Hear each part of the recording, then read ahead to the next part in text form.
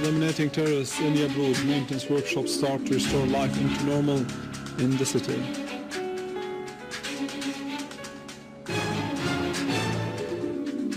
The People's Assembly approves the draft law on general elections to become a law.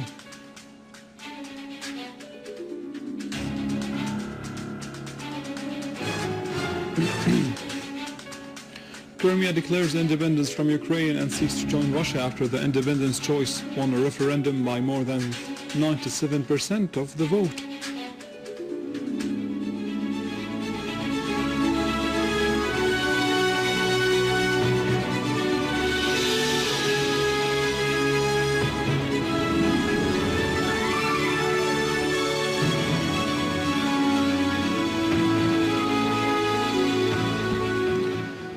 Good afternoon, this is news in English from the Syrian Arab television in Damascus.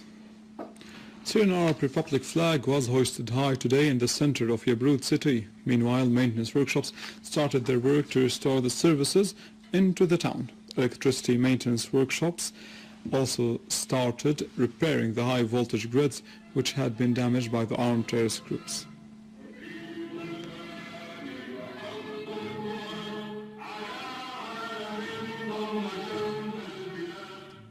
Earlier, Minister of Defense Major General Fahed Jassem al-Freij, Deputy Commander-in-Chief of the Army and Armed Forces, had toured Yabroud, inspecting the scene, accompanied by a number of field officers. The Defense Minister was briefed by the field commanders on the military operation which was carried out by the Syrian Arab Army units to pursue the remnants of the terrorist groups in Yabroud and its surroundings. General al-Freij praised the high morale of the Syrian Arab soldiers who are doing their duty in defending the homeland and citizens, stressing that Syria and its proud people will soon celebrate the greatest victory.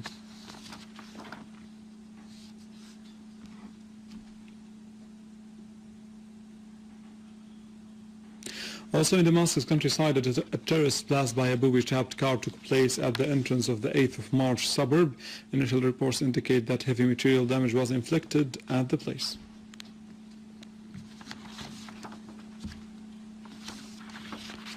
In a related context, a citizen was killed and 2 others were injured in a mortar shell attack that was fired by terrorists to fall near Umayyad Tunnel in Damascus.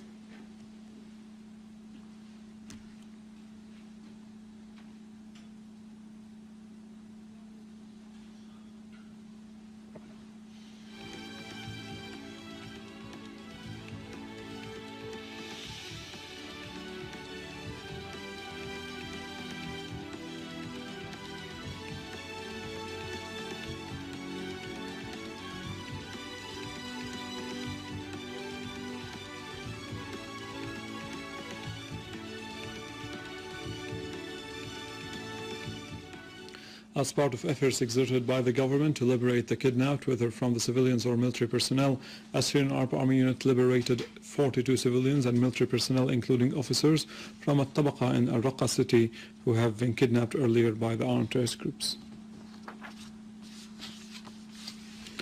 A military source says that an army unit has inflicted heavy losses among terrorist gatherings in Dar al-Kabira and al-Khalidiyya villages in Homs countryside and destroyed their criminal tools.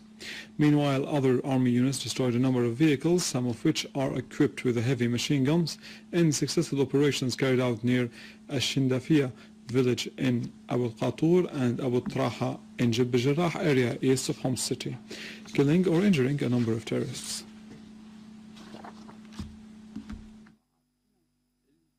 Moving to Aleppo, where Syrian Arab Army units foiled an infiltration attempt by a terrorist group into the area of Sheikh Said, killing many terrorists, injuring others, and destroying their vehicles, which was equipped with heavy machine guns. Syrian Arab Army also inflicted heavy casualties among the ranks of the terrorist groups, targeting their gatherings and hideouts in the vicinity of the central prison, as well as in Hayyan, Hritan, Ajbele, the Free Zone, Al-Muslimiyya, Al-Sakhur, Handarat, and around Queris. Rasm al-Abboud, al-Jdaidi, and Arbid. Among the terrorists killed, there were Abdul Wahab al-Duhni and the one nicknamed as Abu Gaud. Also in Idlib countryside, Syrian Arab Army units targeted the gatherings of armed terrorist groups in the surroundings of Abu Dhuhr, Tal al-Fakhar, al-Karamil, and Salajaniya. eliminating a number of terrorists and injuring many others.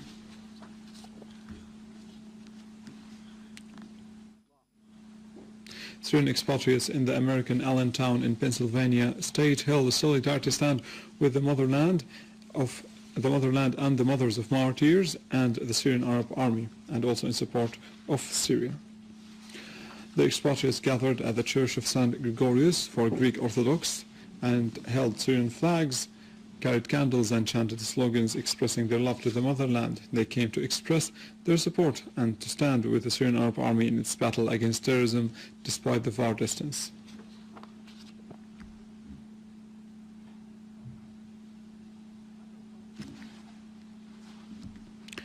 The United Nations Special Envoy to Syria, al-Brahimi, met with a number of Iranian officials in Tehran. Meanwhile, the Iranian Deputy Foreign Minister of Arab and African Affairs Hossein Abdullahian said that the solution in Syria is a political one and that the United Nations could have an influential role, saying that Tehran is preparing an initiative to be discussed with al-Brahimi. This initiative confirms the Syrian national sovereignty and the Syrian people's will to determine their future through democratic elections.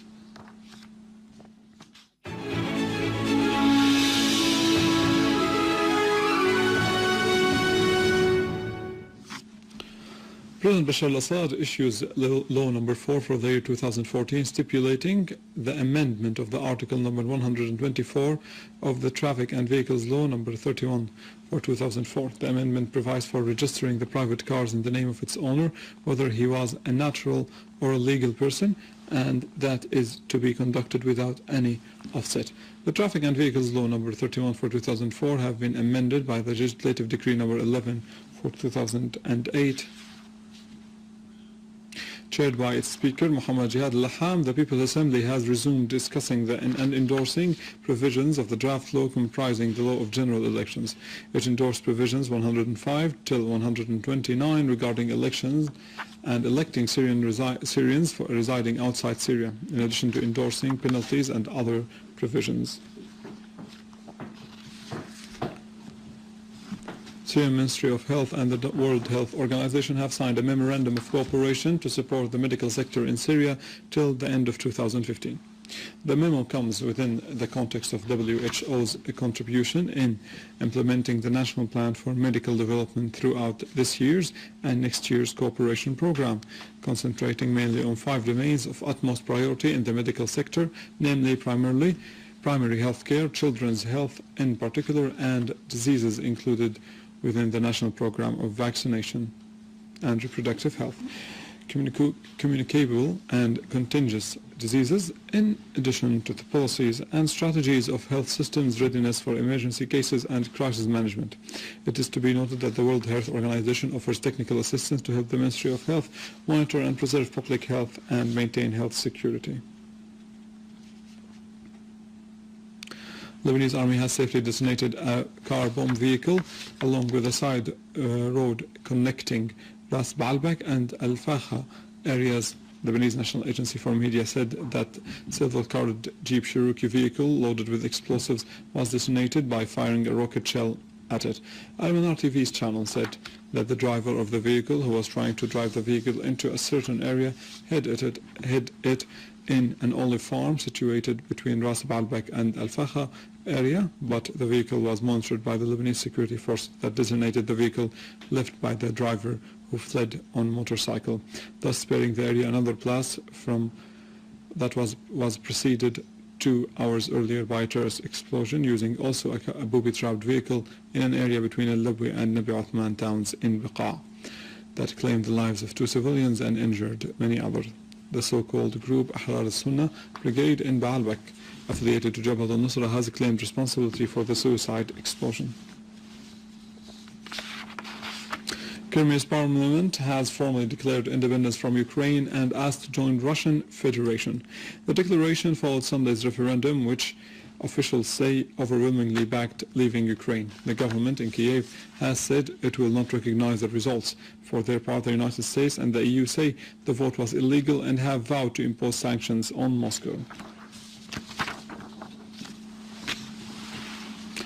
With this, we come to the end of our news for today. Thank you for watching.